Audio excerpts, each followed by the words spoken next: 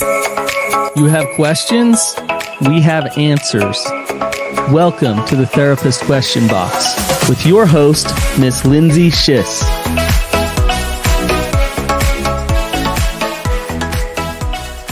Hi, this is Lindsay Schiss, and I am your host of the Therapist Question Box, where we are here to answer your toughest questions. So ask away. Today, I have with me Grant Helt, who is the clinical director at Therapy Utah. And Grant and I actually usually work on the management side, so it's fun to talk a little shop talk with you today. Yes, it is. Happy that you're here, Grant. I'm happy to be here. You've been asking me for a while, so I'm glad. And I finally convinced you to come on. Yeah, so that's right. Glad you're here. So Grant, tell us a little bit about you.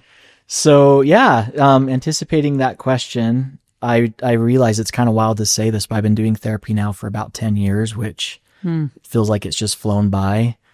And my journey into therapy, I had a professor in grad school that would say, research starts with me search. And that was like totally true for me. So as a kid and into like middle school, I had like really severe anxiety. And so my path into like becoming a therapist was a lot about like figuring myself out and trying to understand that and like what worked and what didn't for me. And it's just grown from there. And so kind of the journey into like what I specialize in now is in my young career, I was meeting with a lot of individuals and couples that were working on pornography use or broken trust, infidelity in the relationship. And the tools that I had just weren't cutting it. It was like, I had some things to talk about marriage and relationships, but I pretty quickly learned like there's got to be more. And so I found the two co-founders of Therapy Utah. They had a blog and a podcast at the time, and what they were saying just really resonated. It was so useful, applicable, but also their approach to it was very safe and unshaming, which really resonated with me. So when I saw they were interviewing all those years ago, like I could hardly contain my excitement. Wow. And I'm really glad they took a shot on me, because I remember showing up for that interview. I don't know if I was going for like a Sigmund Freud motif or what, but like I had like a tweed jacket and a tie. And when you know our culture, it's like that's not really right. But you were thinking therapist. You got to look the part, right? Yeah. And luckily they were able to kind of see through that veneer, and it's been amazing. So it's awesome. Yeah. Well, I appreciate that. You've been a huge asset at Therapy Utah. You're now the clinical director and have, a lot of expertise that have been invaluable to the rest of the team. So it's awesome to have you here.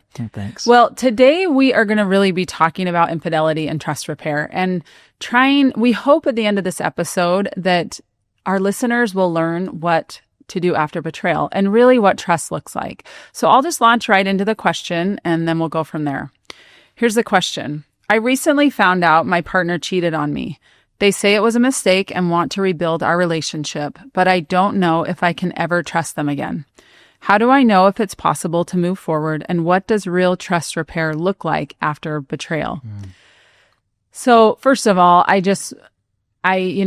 read this question and I thought, boy, that's a really tough one, and appreciated this listener's willingness to be vulnerable and to talk about something that's one of the most painful experiences a person can have.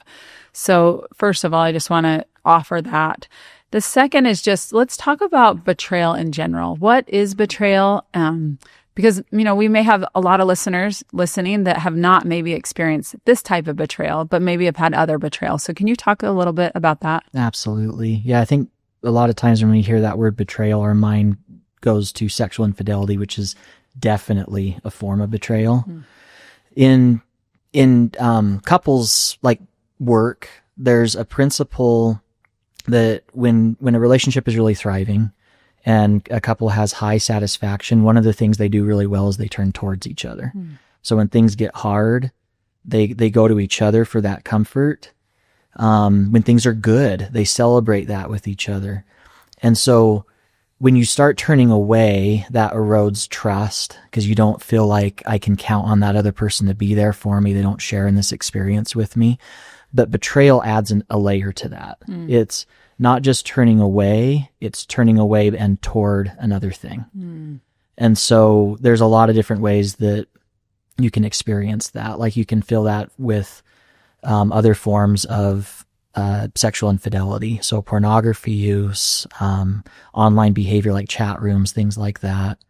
You can also feel it with like an emotional affair or an attachment where my partner is turning towards somebody else for that connection rather than to me.